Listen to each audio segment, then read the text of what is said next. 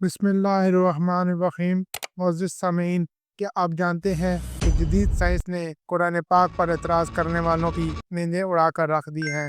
آج ہم قرآن کے راز اور سائنس میں ایک اور انکشاف کے ساتھ حاضر ہوئے ہیں جسے سن کر آپ اپنے مسلمان ہونے پر فخر کریں گے۔ اگر آپ نے ابھی تک میرا چینل سبسکرائب نہیں کیا تو برائے مہربانی سبسکرائب کر لیں۔ تو دوستو، کبھی آپ نے ٹھنڈی رات کے بعد سورج کی پہلی کرن کو زمین پر پھیلتے دیکھا ہے؟ یہ محض روشنی کا آنا جانا نہیں، یہ ایک عظیم الشان معجزہ ہے جو ہر سیکنڈ ہمارے سامنے ہو رہا ہے۔ آج ہم کائنات کے ایسے بنیادی نظام، دن اور رات کے آنے جانے پر بات کریں گے جسے اللہ تعالیٰ نے 1400 سال پہلے قرآن مجید میں بیان کیا اور جسے آج کی جدید سائنس بھی حیرت سے دیکھتی ہے۔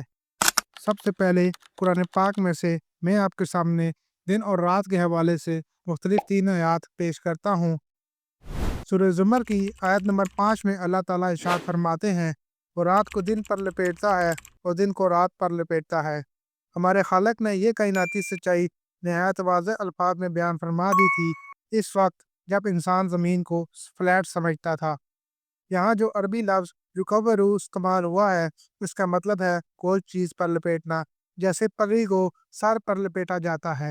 سوچئے، قرآن نے ایک لفظ میں یہ اشارہ دے دیا کہ رات کے اور دن کے لپیٹنے کا عمل صرف ایک گول زمین پر ہی ممکن ہے۔ حوالہ نمبر 2، سورہ اعراف کی آیت نمبر 54 میں اللہ تعالیٰ ارشاد فرماتا ہے، وہ رات کو دن پر ڈھانک دیتا ہے جو اس کے پیچھے دوڑتا چلا آتا ہے۔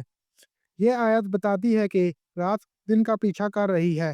یہ محض کوئی تبدیلی نہیں بلکہ ایک مسلسل تیز رفتار عمل ہے۔ حوالہ نمبر 3، سورہ یاسین کی آیت نمبر 37 میں اللہ تعالیٰ ارشاد فرماتے ہیں، اور ان کے لیے ایک نشانی رات ہے، ہم اس میں سے دن کو کھینچ لیتے ہیں تو فوراً ان پر اندھیرا چھا جاتا ہے، پس وہ اندھیرے میں رہ جاتے ہیں۔ یہاں عربی زبان کا لفظ نسل ہو استعمال ہوا ہے جس کا لفظی معنی ہے کھال اتارنا یا آہستہ سے کسی چیز کو نکالنا۔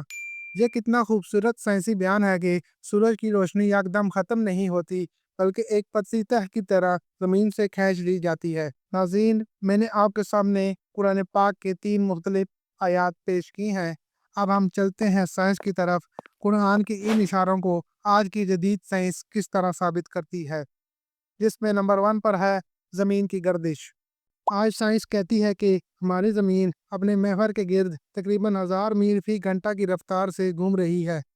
اسی مسلسل گردش کی وجہ سے زمین کا جو حصہ سورج کے سامنے آتا ہے وہاں دن ہو جاتا ہے، اور جو حصہ سورج سے اوجھل ہو جاتا ہے وہاں رات ہو جاتی ہے۔ یہ بالکل لپیٹنے اور پیچھا کرنے کے قرآنی الفاظ کی عملی تصویر ہے۔ یہ دن رات کا نظام صرف وقت کی تقسیم نہیں ہے، یہ زندگی کا سب سے بڑا ضامن ہے۔ سائنسدانوں کے مطابق اگر یہ رفتار کم ہو جائے تو دن اور رات بے انتہا لمبے ہو جائیں گے۔ دن کے وقت درجہ حرارت اتنا بڑھ جائے گا کہ ہر شے جل جائے گی، اور رات کے وقت اتنی ٹھنڈ ہوگی کہ ہر شے جم جائے گی، زندگی ناممکن ہو جائے گی۔ اور اگر یہ رفتار تیز ہو جائے تو ہماری فضا میں تیز ترین طوفان برپا ہوں گے جو زمین پر شدید تباہی مچائیں گے، پھر بھی زندگی ناممکن ہو جائے گی۔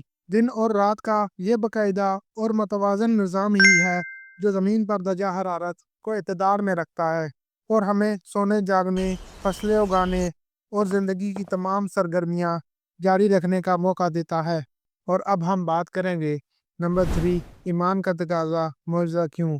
سوچئے، 1400 سال پہلے عرب کے صحرا میں جہاں علم فلکیات کا تصور بھی نہیں تھا، ایک پیغمبر محمد صلی اللہ علیہ وآلہ وسلم کے ذریعے یہ سائنسی حقائق نازل کیے جا رہے تھے۔ قرآن نے کہا لپیٹتا ہے، یعنی زمین گول ہے۔ سائنس نے ثابت کیا زمین گول ہے اور مسلسل گھوم رہی ہے۔ یہ صرف ایک اتفاق نہیں ہو سکتا، اس بات کا کھلا ثبوت ہے۔ قرآن کسی انسان کا کلام نہیں بلکہ اس خالق کائنات کا فرمان ہے جو ہر سچائی سے باخبر ہے۔ اللہ تعالیٰ نے یہ نشانیاں اس لیے نہیں دی کہ ہم صرف ان کی تعریف کریں، بلکہ اس لیے دی کہ ہم غور و فکر کریں اور اپنے رب کی عظمت کے سامنے سر جھکا دیں۔ تو دوستو، اگلی بار جب رات کو دن میں بدلتا دیکھیں تو یہ مت بھولیں کہ آپ ایک الہی اور معجزاتی نظام کا مشاہدہ کر رہے ہیں۔ یہ دن اور رات کا آنا جانا اللہ کی قدرت اور ہم پر اس کی عظیم نعمت کا ثبوت ہے۔ اللہ ہمیں ان نشانیوں پر غور کرنے کی توفیق عطا فرمائے، آمین۔